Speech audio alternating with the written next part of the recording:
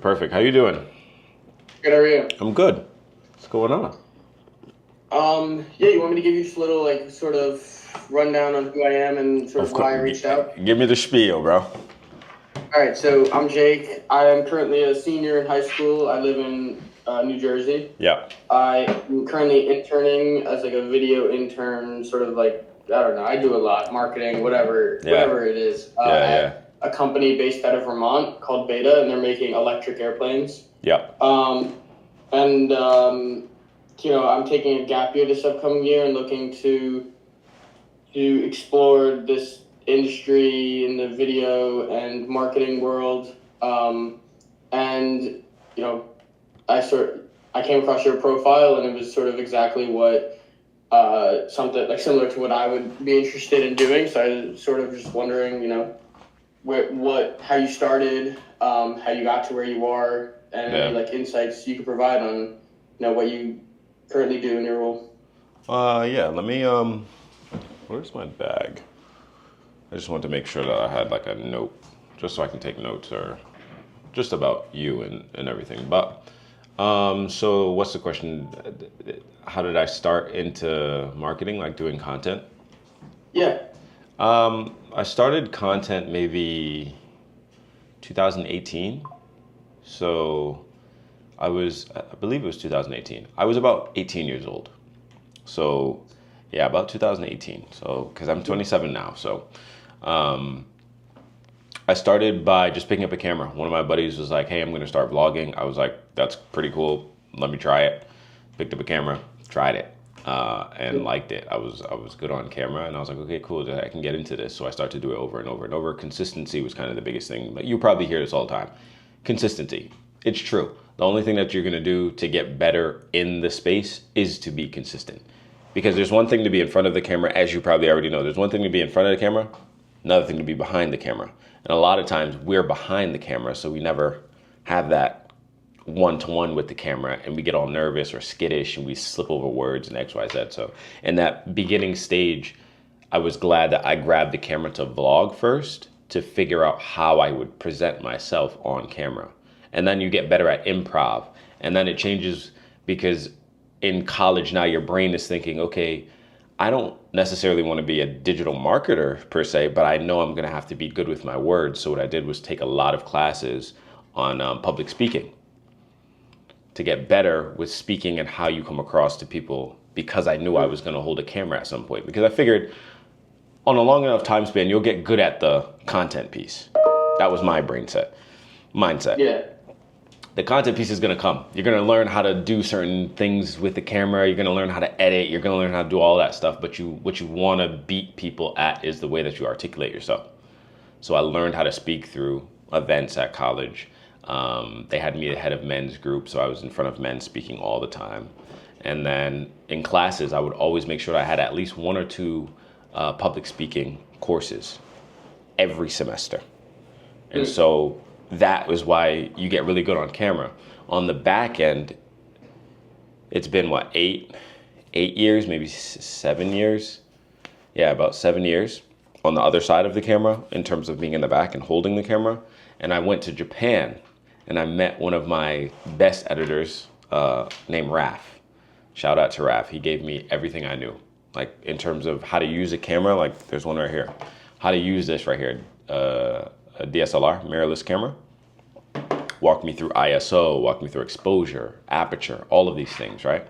And when I got back from Japan, I was like, I need an actual camera, because I think at the time I was using like one of those Sony EZ10s or EV10, whatever they're called.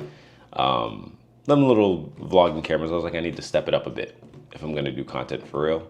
I was a big foodie, so I went into the food industry and I would use my phone all the time. And when I had enough money, what I did was go on Facebook Marketplace, found the camera that I saw in Japan with RAF that I wanted, bought that on Facebook Marketplace, and then I had met content creators that did solely food content, because that's what I wanted to do. I wanted to be a foodie.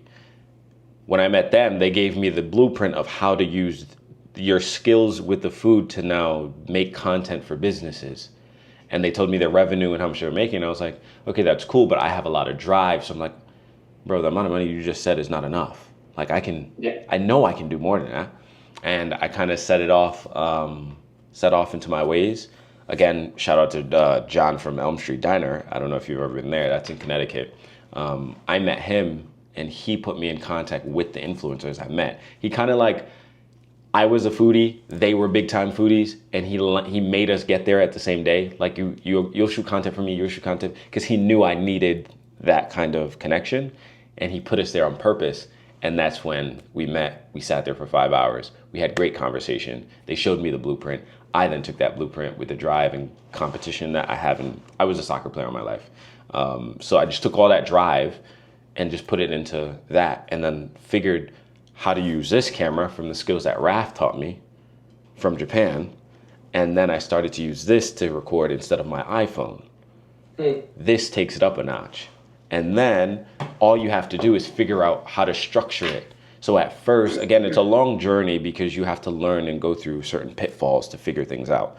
But at first, I was using this to shoot YouTube videos about food. So I would go to restaurants and I would do the everything and do XYZ. But I was like, that's not making any sense because you're not getting revenue. You're just like some regular foodie making good videos for establishments. And so when I met the Devour Power people, influencers, they then showed me that you can present this as a product. And I was like, oh shit, change the game. Fuck, excuse my French, fuck the horizontal, because that's YouTube. Go vertical. Just hold it, literally go from this to this. And now you're on Instagram Reels. And take all the skills that you've learned from angles and shots and this and that, put it into a reel and sell that as a package, depending on how much reels they want. So you exclusively do like restaurants? Not exclusively, no, but that's how, if we're talking about the origin of how I came up, yeah, through the restaurant channel. That's interesting, the pivot that you just noticed, the horizontal to, and then you were like, wait, if I want to make money, the vertical is the way to do it. Go vertical. Yeah. And there's nothing wrong with doing YouTube. You have to do YouTube. That, like, they will pay you the most on a long-term span. That's where you need to have some sort of presence. You need to make sure that you're posting. Even this conversation, if I were to show you, there's cameras right now on. Because you want to record every part of my life. Of your life. The only thing that I kind of regret, regret that would have helped me and been an advantage is if I always had a camera recording during the lower parts. Because if you jump into entrepreneurship, I don't know what you want to do for life. But if you want to jump into entrepreneurship, it's like this.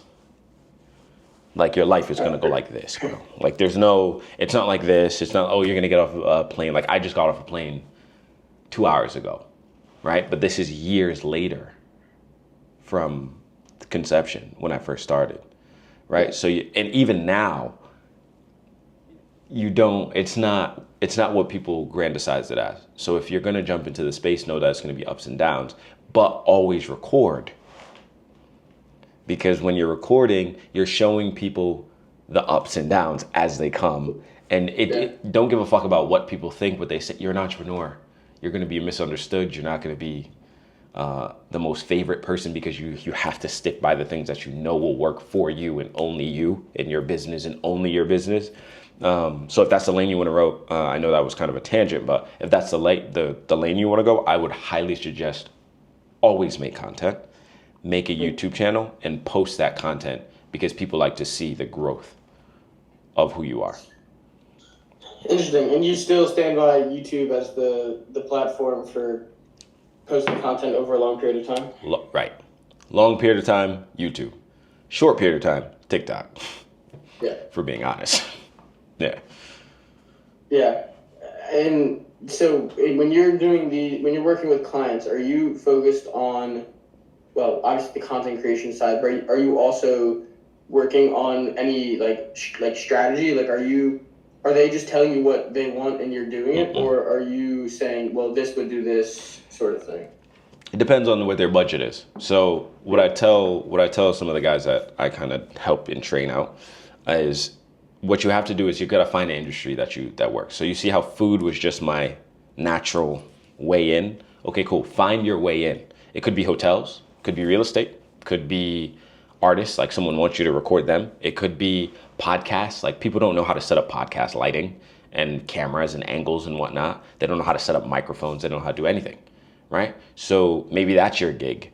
Maybe your gig is ads, and that's the lane I've shifted into. Is you make 1 to 4 or 2 to 4 videos for a company, and they're gonna boost that with ads, and you're not gonna get paid.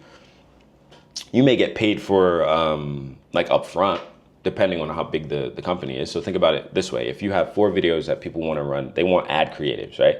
So you put everything together from the shot list to who's going to be in the shot, and you present that to them. Okay, cool. Then they say, yes, we want that for $25,000, right? We'll pay for your, and they have maybe different locations. So Chicago, LA, New York, and Florida, or Miami. You go shoot at each one of these places, 1 video each location, right? And you'll bring out all the gadgets, bring out your drones, bring out your 360 cameras, bring out everything you need, right? You make the content. They've already paid you half of it up front, right? So they're gonna pay you $12.5K up front. That'll pay for all of your